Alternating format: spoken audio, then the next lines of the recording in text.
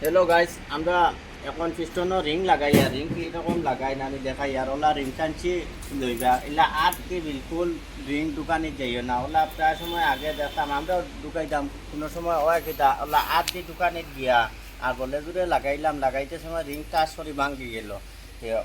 আপনার যে ওলা ওটা রিং টানছি লইবা, রিং টানছি লইলে কতটুকু ইজি হয় কাম করতে, ওই দেখাইমো আমি রিং টানছি যে কিলা ইজি কাম করতে।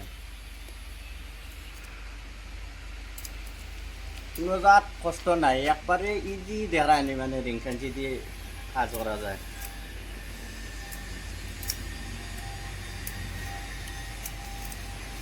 ওই যখন ঢুকি গেছে আর আমরা ওদের ওলা আট দি বলে দূরে মারলাম নানি হামাইলো না, এগুলো বহুত টেম্পার থাকে বলে দূরে মারিয়া ক্রেক হয়ে গেল, তার শরীর নয়া রিং ভাঙি যায়। এগুলা করবা না, রিং ফেন্সি দিয়ে একবারে ইজি কাম করা যায়, বা সময় লাগে কম আর জিনিসটা সেফ থাকবো। ওলা রিং ফ্যান্সি দিয়ে ঢুকাইবা একটা পুরা একটা পিস্টনের রিং আমি তো ঢুকাইয়া দেখাইয়া।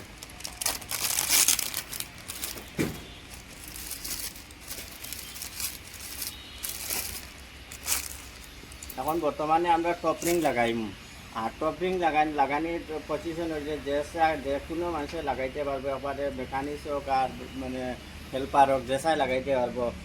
সব রিঙ্গর মাঝে লেখা আছে, ও টপ যেগুলো লেখা থাকবো টপ ওয়ান, ও টপ সাইড উপরে দিয়ে পিস্টনের উপরে দিয়ে থাকতো, ওই দেখো তোয়া দেখা জাকিল ভাই ওই যে রানি টপ সাইড টপ লেখা থাকবো, টপ রিঙ্গর পিস্টনের উপরে দিয়ে থাকবো।